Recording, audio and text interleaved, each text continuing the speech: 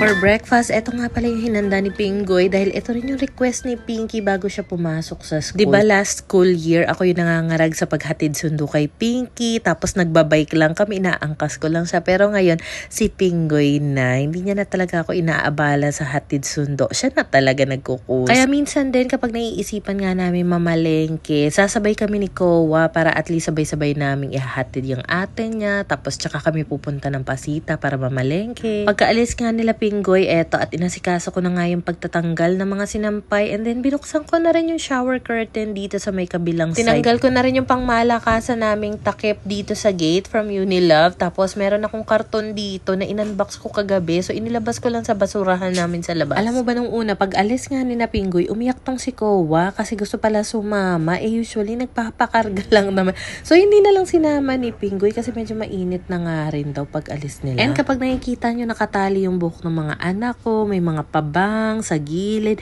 si Pinggoy po ang may pakana niyan. Kasi I told you to stand up straight. You're not listening. Bakit mo bibigyan siya? No. Man siyang pan niya eh. Feel na feel talaga ni Kowa yung mini fan niya. Speaking of fan, eto nga pala meron ako na-receive na air circulation fan from Aura Share. Sobrang ganda niya. So dito ko na nga lang siya ipupwesto para kapag mag-unboxing ako dito, ayan, meron ako nakatapat na electric fan sa akin.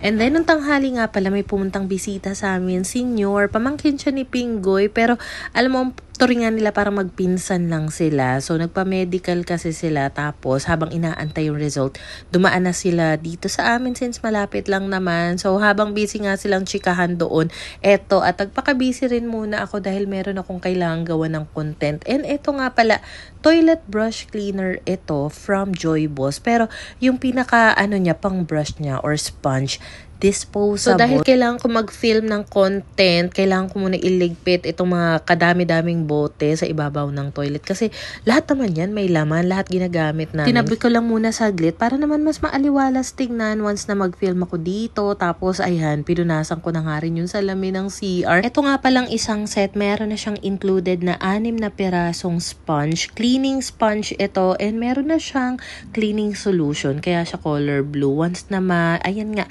basa, makikita mo na nagko-color blue. Yan na rin mismo yung panlinis. Dahil bago pa nga lang siya, hindi ko pa naman nagagamit to sa toilet bowl. Sabi ko, itatry ko nga munang ipangkuskus dito sa may lababo ng CR. And since napansin ko nga na may color blue pa rin siya, sabi ko, ay, ito nga pala mga pinagpapatungan ng mga bote, mga conditioner, shampoo, body wash, lotion. Lilinisin ko na rin gamit ito. So, kung gusto mo naman, pwede kang gumamit ng separate na cleaning solution para dito. And then, napansin ko nga, naubos na yung pagka-blue niya, so kumuha na ako ng bagong sponge para naman ipangkuskus dito sa loob ng toilet bowl. Order lang din pala ako ng meriendahin namin, and then maya lang umalis na nga rin senior. Tapos meron kaming helmet na puti na hindi ginagamit, binili sa akin yan ni Pinggoy.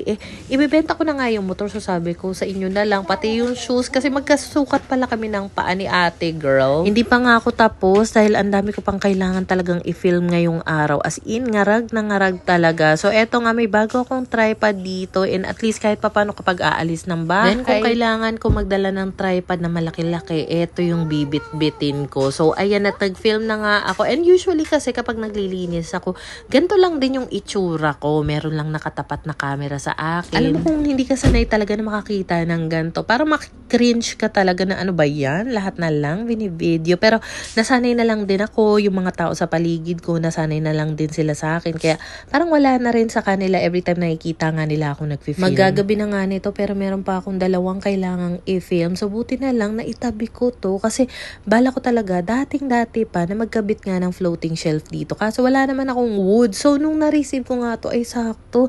Eto na lang. Ang nangyari kasi, meron talaga itong mga included na ibang parts. Yung parang alambre na magsisilbing holder niya, ganyan. Kaso, nung pagka-unbox ko nito, tinabi ko lang sa kusina, pinakaialaman pala ni Kowa.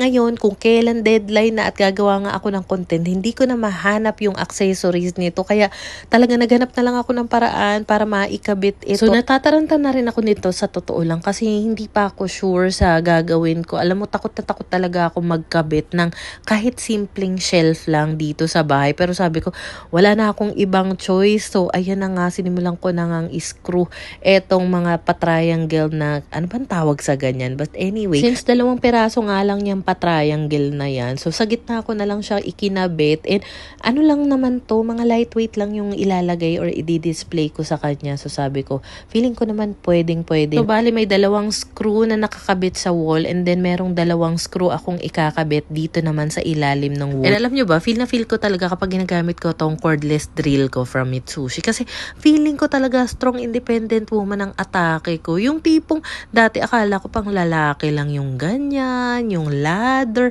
Ngayon sobrang na-appreciate ko na, natutuwa rin talaga. So meron pa akong isang extra wood dito. Hindi ko na maikabit kasi 2 nga lang yung pa-triangle na itim. Well anyway, ayun na nga, nabanggit ko natutuwa ako dahil ito yung mga bagay na hindi ko naman aakalain na kaya ko palang gawin. So, even up to now na matanda na ako, 35 years old na kasi ako, natutuwa pa rin ako kapag meron akong nadidiscover na mga bagay na nagagawa ko na parang, ay, kaya ko pala yan. Alam mo yun, nakakatuwa kasi even kahit tumatanda tayo, meron pa rin tayong nadidiscover na something new na kaya nating gawin. And sobrang nagustuhan ko talaga yung naging outcome nun. Habang busy pala ako sa pagkakabit nun, si Pinggoy busy sa kusina. Ito nga pala yung niluto niya for our dinner. So, madali ang kain lang talaga to.